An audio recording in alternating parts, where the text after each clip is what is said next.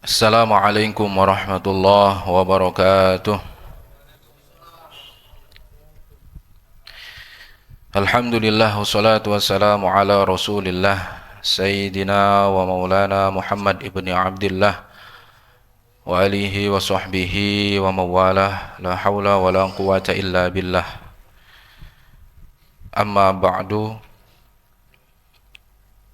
Hadratul kiram, para jamaah Masjid Al-Maghfirah yang dimuliakan oleh Allah Subhanahu wa taala.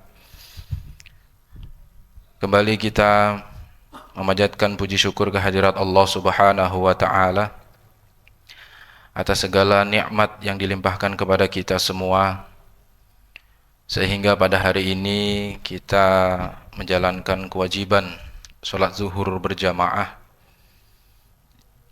yang dilanjuti dengan sedikit kajian. Mudah-mudahan kita semua mendapatkan ilmu yang barokah, ilmu yang manfaat. Salawat dan salam mari sama-sama kita sampaikan kepada junjungan kita Nabi Muhammad sallallahu alaihi wasallam. Mudah-mudahan dengan salawat kita semua diakui sebagai umat beliau yang insyaallah mendapatkan syafaat di yaumil qiyamah. Amin ya rabbal alamin. Hadirin jamaah Masjid Al-Maghfirah yang dimuliakan oleh Allah Subhanahu wa taala. Pada hari ini yang seharusnya mengisi kajian rutin adalah Al-Mukarram Kiai Haji Fakhruddin Al-Bantani, namun beliau sedang berhalangan. Oleh karena itu maka izinkan kami untuk mengisi kekosongan saja. Jadi kalau menggantikan atau membadalkan beliau itu saya yakin belum kelasnya lah ya. Beliau ini ulama besar, Kiai Fakhruddin Al-Bantani, ulama yang masyhur, ilmunya sangat luar biasa. Dan pada hari ini insyaallah saya ingin mengajak tabarukan kepada salah satu ulama dari Banten yang bernama Syekh Nawawi Al-Bantani. Beliau ini adalah Syekh Nawawi Al-Bantani ini merupakan ulama yang sangat masyhur, yang mana beliau memiliki murid juga masyhur. Murid beliau ada yang bernama Kiai Haji Hasyim Asy'ari. Mungkin kita sudah sering dengar nama Kiai Haji Hasyim Asy'ari karena beliau ini adalah pendiri Nahdlatul Ulama. Pendiri Nahdlatul Ulama tersebut itu merupakan muridnya Syekh Nawawi Al-Bantani. Juga ada lagi muridnya yang bernama Kiai Haji Ahmad Dahlan, pendirinya organisasi Muhammadiyah. Jadi murid-muridnya Syekh Nawawi itu luar biasa, Pak. Ya. Jadi ulama besar juga. Kalau tadi Hadratus Syekh Hasyim Asy'ari merupakan pendiri Nahdlatul Ulama, satu lagi muridnya ada yang bernama Kiai Haji Ahmad Dahlan, pendiri organisasi Muhammadiyah. Nah, muridnya saja sudah luar biasa, apalagi kan gurunya, kan begitu. Maka di dalam kitab karangan beliau, saya menukil di dalam kitab Nashahul Ibad, di bagian pendahuluan beliau itu menuliskan Bismillahirrahmanirrahim, wa anal ana uridu at-tabarruk bi ityani hadisaini saqifaini jalilaini, bahwa Syekh Nawawi Al-Bantani ini ya menginginkan atau menjelaskan di dalam kitabnya ada hadis yang penuh dengan kemuliaan, penuh dengan keagungan. Fal hadisul awal, hadis yang pertama, ajazani bihil alamatu Syekh Muhammad Khatib Asy-Syafi'i. Hadis ini diijazahkan oleh al-alamah Syekh Muhammad Al-Khatib. Ya. Apa hadisnya? Wa ibnu Utsman bin Abbas. Nah, Syekh Ahmad Khatib ini, Muhammad Khatib adalah Ibnu Utsman bin Abbas bin Utsman, ya, an masyayikhihi muttasilan. Hadis ini didapatkan dari Syekh Muhammad Al-Khatib Ibnu Utsman bin Abbas bin Utsman muttasilan, yang tersambung dari gurunya Abi Dzar Al-Ghifari, yaitu Abu Dzar Al-Ghifari. Apa bunyi hadisnya? Qala ta'ala. Nah, kalau kita dengar hadis qala ta'ala, itu berarti hadisnya hadis qudsi. Hadis qudsi ini memiliki kesamaan dengan Al-Quran, tapi ini bukan Al-Quran. Apa bedanya hadis qudsi dengan Quran? Hadis qudsi itu redaksinya dari baginda Nabi Muhammad, tapi substansinya dari Allah Subhanahu wa ta'ala. Kalau Al-Quran redaksinya dan substansinya itu dari Allah semua. Jadi bedanya hanya di redaksi saja. Sumbernya sama dari Allah Subhanahu wa ta'ala. Itu hadis qudsi.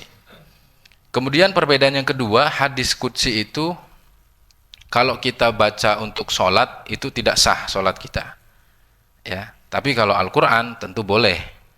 Meskipun hadis qudsi itu kalamullah, ya, perkataan dari Allah, akan tetapi hadis qudsi tidak bisa dibawa untuk sholat karena redaksinya dari baginda Nabi Muhammad Shallallahu Alaihi Wasallam. Nah, salah satu hadis yang tercatat di dalam kitab Nashihul Ibad ini, yang akan kita baca bersama-sama, merupakan hadis qudsi, di mana hadis ini bersumber dari Allah Subhanahu wa ta'ala, secara substansinya dari Allah, akan tetapi redaksinya dari baginda Nabi Muhammad Shallallahu Alaihi Wasallam. Baik.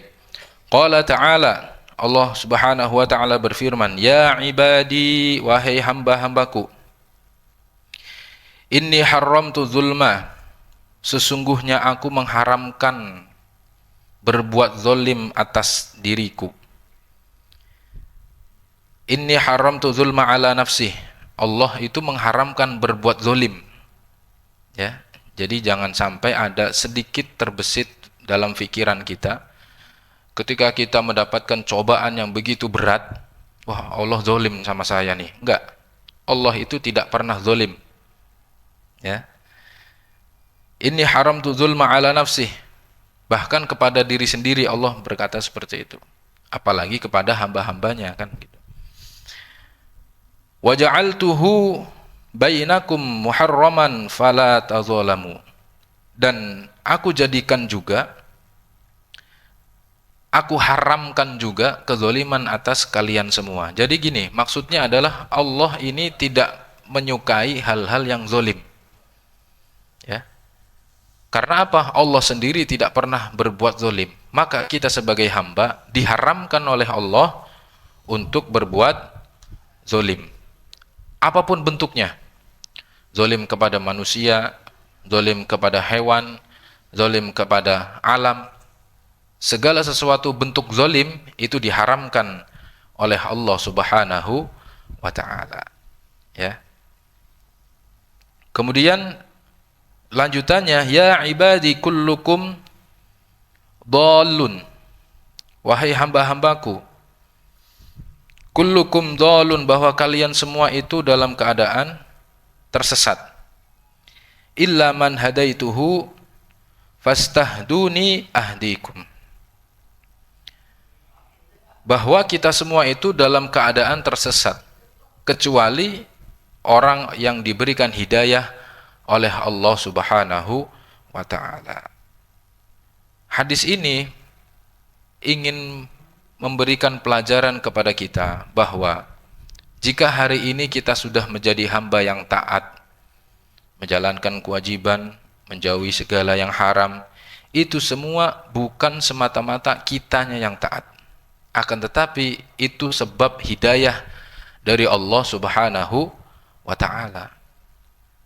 Maka ketika ada orang yang sudah rajin ibadah, haji setiap tahun, umroh setahun sampai 5 kali, 6 kali, dia hafal Al-Quran, kemudian dia menyombongkan amalannya, ini sudah keliru.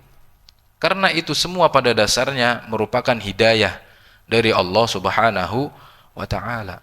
Dan ini cobaan yang berat. Kalau kita sudah menjadi hamba yang taat, ya, kita udah rajin jamaah nih 5 waktu. Kemudian pulang dari masjid, ada orang yang nongkrong-nongkrong nggak sholat, gimana perasaan kita? Cek. Kalau kita masih meremehkan, masih merendahkan orang tersebut, hati-hati, itu ada penyakit sombong pada diri kita. Kalau kita bisa mendakwahi mereka-mereka ini yang belum sholat, silahkan dakwahi dengan cara yang baik. Ud'u ila sabili rabbik bil hikmah wal mau'izatil hasanah. Ya. Sampaikanlah agama Allah itu dengan mau'idhah hasanah, bil hikmah, dengan kelembutan, dengan kebaikan. Jangan sampai kita yang sudah taat kemudian mendakwahkan agama Allah dengan cara yang keliru. Nanti akan muncul 2 kekeliruan. Yang pertama, itu orang gak sholat, sudah kekeliruan pertama.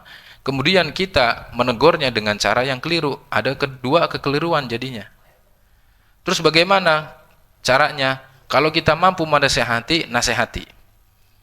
Kalau kita mampu bikin aturan, silahkan bikin aturan. Supaya ini orang mau beribadah kepada Allah. Saya bukan siapa-siapa Pak Ustadz. Saya bukan kiai, saya bukan ulama, saya bukan tokoh. Mau kata apa saya? Setidaknya kita mendoakan supaya orang-orang yang belum mau beribadah, belum mau sholat, belum mau menyembah Allah, kita doakan mudah-mudahan mereka juga mendapatkan hidayah. Sebagaimana kita mendapatkan hidayah, petunjuk dari Allah Subhanahu wa ta'ala. Mungkin di antara kita, ya, di kantor ada yang jamaah ke masjid, ada yang kagak. Betul enggak? Bahkan ada yang sholat juga ada yang kagak. Jangan dibiarin temennya. Jangan dibiarin. Minimal diajak. Ya. Karena itu kewajiban kita juga.